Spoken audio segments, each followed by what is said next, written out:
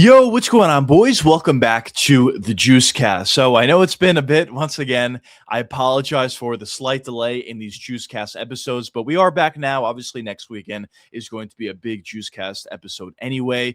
But without further ado, let's get right into it. So in this podcast, there are a lot of different things I want to talk about, but the first thing I want to talk about is bad refereeing. Because if you guys saw my video earlier on in the week, I did put out a video talking about bad refereeing from Herb Dean in specific. He was really bad for 3 weeks in a row, but I think it goes a lot further than just Herb Dean. I think refereeing in general has been really bad as of late, and it's been really bad, honestly, for a while. There's a lot of different refs that just don't do a great job.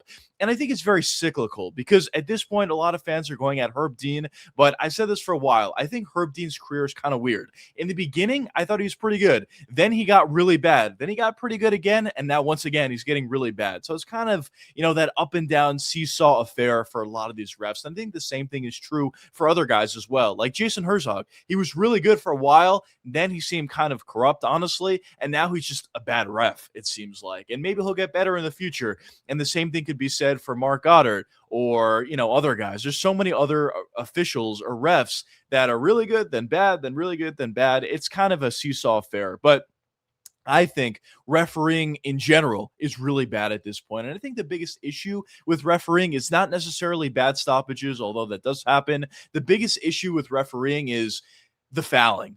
Fighters are essentially at this point incentivized to foul their opponents because every time they do, there's no repercussions. Ciryl Gane has fouled his opponents countless times. And how many point deductions has Ciryl gotten throughout his UFC career? Literally zero, unless I'm forgetting about one, but I don't think he's ever gotten a point deduction. And Ciryl Gane has fouled a lot. The back of the head shot against Tai Tuivasa, the back of the head shot, multiple back of the head shots against Alex Pereira, the groin shot against John Jones. There's countless examples of Ciryl Gane fouling his opponent, the eye poke, honestly, against Tom Aspinall. There's countless times where Ciryl Gane has fouled his opponents, and he's literally gotten 0 point deductions throughout his UFC career. So I think that's all the evidence you need to know that something needs to change. But of course, it goes a lot further than just Ciryl Gane. There's been a lot of other fighters that foul constantly. Sharp Bullet is actually a great example of that, but they just don't get point deductions. And you're incentivized at a certain point to foul. Why would you not? If you eye poke your opponent, you'll get an advantage by eye poking your opponent. And also on top of that, there's not going to be any repercussions. There's not going to be a point deduction or anything like that. The worst thing that can happen to you is, the fighter that gets eye poked gets, a couple minutes to recover. That's the worst thing that could possibly happen. But it seems like they're just refusing to take points away. And actually, something that I mentioned in my previous video talking about Herb Dean specifically was, if you guys remember not too long ago, maybe about a few months ago, maybe it was a year ago at this point, the refereeing commission actually did come together and they did come to a conclusion that going forward, they're going to be a lot more strict with fouls and they're going to be a lot quicker with taking points away. But nothing really came of that. Guys still foul a lot and still there's no point deductions. It's just, this is your last warning, or this is a strict warning, or whatever. This is a warning in general. There's all these warnings, but they don't actually take points away. And something that I said in my previous video, and something that I'll give credit once again to the Weasel, he mentioned this, and I completely agree.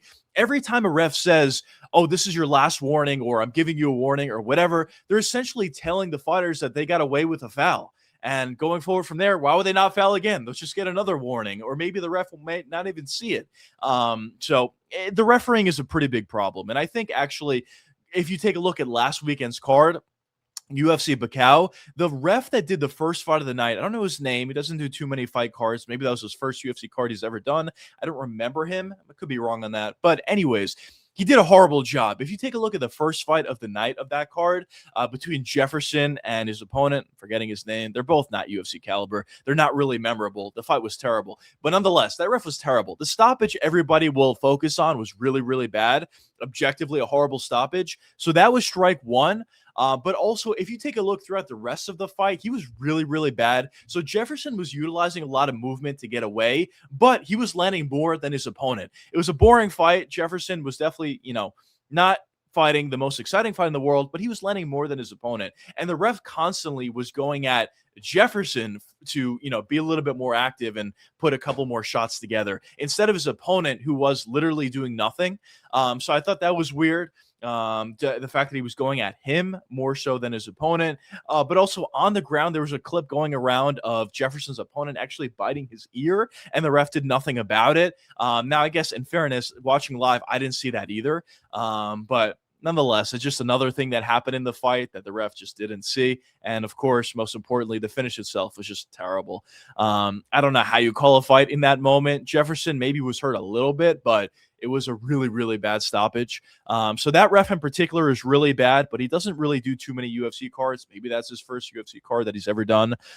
So I guess it's not that big of an issue, but refereeing in general is pretty bad, and it seems like it's only getting worse. The only referee that, in my opinion, is really good, maybe Mark Goddard is pretty solid, although he's kind of known for early stoppages, but the only ref that I think is actually really good is Rich Mitchell, and he doesn't do every single UFC card. Whenever he does a card, it seems like he does a good job. I know Rich Mitchell actually did the fight on UFC Macau. And he called the fight off, and a lot of fans were thinking, oh, that fight should not have been stopped. It was an early stoppage. I don't actually agree. I thought the stoppage was fine. I think Rich Mitchell is a really, really good ref. But outside of him, I don't really know who else is good. Maybe Beltran is solid, I guess. I don't really like Beltran because he kind of like makes everything about himself. Everything is a performance for him. But I guess pure refereeing, he's not bad. And Mark Goddard, I guess, is pretty solid as well. But in general, there's a pretty big problem with refereeing. But the next topic I wanted to touch upon is Islam versus Ian Garry. So if you guys remember in a previous episode of the Juicecast, I actually did talk about that fight a little bit, but at that time, the fight wasn't official. Right now, the fight is official, obviously, for UFC 330, I believe. The headliner is going to be Islam Makhachev versus Ian Garry. I really wish it was Michael Morales. Morales is one of my favorite fighters. Also, on top of that, I think he has a really good chance to actually beat Islam, but we're not getting that fight. We are getting Ian Garry versus Islam. And my opinions on this fight did change slightly. My original opinions on this fight was, I think Ian Garry can give a lot of trouble to Islam, but at the end of the day, I think Islam's going to figure it out and win the fight. Eventually, I think he finds a takedown. And at this point, I guess they're similar. I still do kind of favor Islam a little bit, but I think Ian Garry has a much better chance at this point as compared to what I thought in the past. Ian Garry has such a great style to give basically anybody trouble, but especially Islam Makhachev. What Islam Makhachev does really well on the feet is be very defensive and stay on the back foot. A lot of times he wants his opponents to come to him. But when you talk about Ian Garry does the same thing very effectively, but even more effective than Islam. Ian Garry is going to be going backwards in his fight versus Islam. And if Islam is forced to go forwards, that's going to lead him to be more susceptible to making mistakes. When Islam goes forward, he's not great at it. There's been a couple times where he's gone forward, put some punches together in combination, and they look pretty poor. He was pretty open for counter shots for one, but for two, the shots themselves are not very technical. There was a couple moments in his fight versus Charles Oliveira where he was going forward, throwing like winging shots, wild shots, and those are going to be the opportunities for Ian Garry to counter or capitalize on those. So if Islam's forced to go forward, which he will be in this fight, I just don't think he's going to be nearly as effective. Now, if he does get attached to Ian Garry, I think he could find a takedown. And on the ground, I think it's going to be very troublesome for Ian. But as long as Ian can stay away from Islam, utilize a lot of stance switches, maybe kicks. I know kicks to against a grappler is not advisable, but I think Ian Garry's good enough and fast enough to throw them in the right moments. So if he can do that, stance switch a lot, because when you stance switch, it makes a lot more difficult for the grappler to shoot in effectively for takedowns. Utilize a lot of movement and utilize your straight shots, jabs, left straights, stance switch, jabs, right straights. Those are really going to be the things that give Islam a lot of issues. Maybe head kicks as well sprinkled in there. So I think the movement and distance management of Ian Garry is actually going to give a lot of issues to Islam. As I said, I still think I slightly, ever so slightly, still favor Islam to win this fight, just based upon the fact that if he does get attached and if he does find a takedown, I find it very hard to believe that Ian is going to survive in those moments. But you know, he's gotten better, so maybe. But I think Ian gives Islam a lot of issues at the very least. And I think it's a much more exciting and interesting fight than a lot of fans think actually going into the video or into the fight. And I will actually put together a video on my main channel, Juicy MMA, once we get a little bit closer to the fight, you know, breaking everything down in full. This is obviously a Spark Notes version, but you know, not fully decided yet. I still think Islam should be the favorite, and I think I favor him, but it's very close. As you know, the more I think about it, And I guess we'll see what my official prediction will be once we get down to that juicy MMA video. But the next topic I want to talk about is card quality improving for the UFC? Because if you watch these Juicecast episodes, you know I complain a lot, to be honest. And I know it could get a little bit annoying, but on my main channel, Juicy MMA, and especially on these Juicecast episodes, I do complain quite a bit about the card quality of the UFC, especially in 2026. And honestly, rightfully so. The beginning half of the year has been really bad. There wasn't a legitimate title fight for a while, like 3 or 4 months or 5 months, however long it was, which is ridiculous. And even the card quality outside of the main event wasn't really all that good. The fight night cards weren't great. But with that being said, as of late, the cards are definitely getting better. The White House card was great objectively. I think the Conor card that is coming up is really good. I thought the Bakau card last weekend was also pretty good. Some of the fight nights that are coming up are pretty good. And, this is something that I said, even in those videos when I was complaining about the card quality. It is always like this. The beginning half of the year is really bad, but as you get into the second half of the year, cards naturally get better, the fight nights and pay-per-views. And I think we're starting to see that. The best time of the year is always going to be at the end. The December card and the November card seem to be the best cards of the year every single year.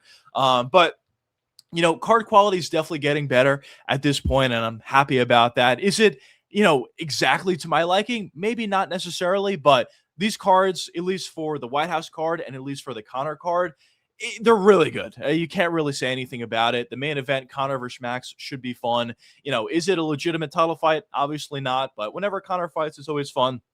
And the rest of that card is also really good as well. Patty versus BSD is objectively a really good fight. Corey Sandhagen versus Mario Batista is objectively a really good fight. Brandon Royval versus Lonnie Kavanaugh is objectively a really good fight. And there's other, really good fights sprinkled into that card as well. I think Robert Whittaker is going to be on the prelims, which is kind of crazy, or maybe he's not, but he's going to be either the first fight of the main card or the prelims, which is crazy. That card is honestly very good. And as I said, some of the fight nights that are coming up are also really good. So I complain a lot about the UFC, and rightfully so, but at the same time, I'll call it spade a spade. If the card quality is getting better, which it is at this point, I'm going to give the UFC credit.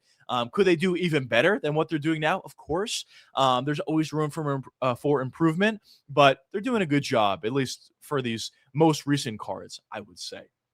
But the next and last topic that I want to touch upon is stance switching, because this is something that happens a lot in the UFC. We see so many guys go from southpaw to conventional to southpaw to conventional, trying to give different looks to their opponents. And in some circumstances, it does work.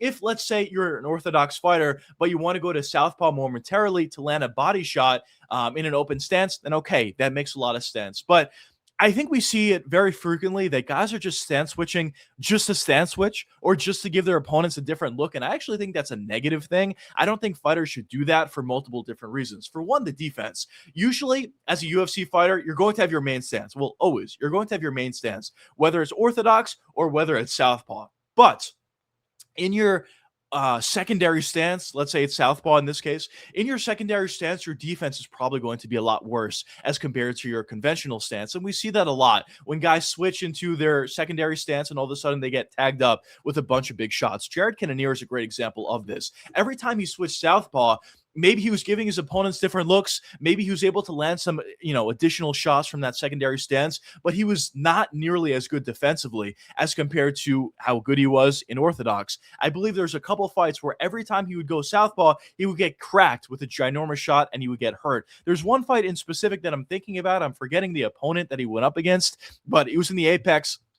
Every time you went southpaw, you get cracked. And I think that's something that we see a lot. For Sadikov on this previous weekend's card, he was constantly switching stances too frequently for no reason, and eventually he got caught with a giant right hand by his opponent. We see this a lot. So the defense is a big issue, I think, with stance switching. But for two, I think guys do it with a lack of purpose. As I said before, if you're going to stance switch, you have to have a reason for doing that. Petr Yan is a great example of a fighter that stance switches effectively. Obviously, he's one of the best strikers in the UFC, so he can get away with it. But on top of that, every time he switches stances, he does it in order to open something up. Usually, it's to open up a body kick in an open stance. But outside of that, he doesn't really stance switch just to, move around and give his opponents different looks. He doesn't do that. He always does, he always stance switches, I should say, for a purpose. And I think fighters should do that. But I think there's a lot of fighters that just stand switch just to stand switch. Sadikov is a great example of that. We saw it, last weekend, as I said before. But even in general, he stand switches a lot for no reason, it seems.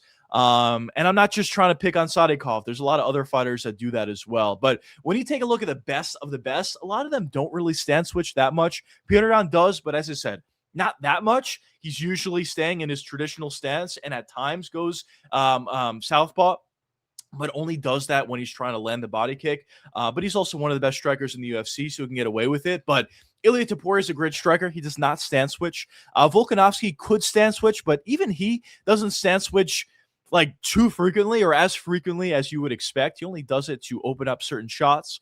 Max Holloway does stand switch, but even he, I don't think, goes into southpaw that frequently. He can, obviously, but I think mostly he's in conventional.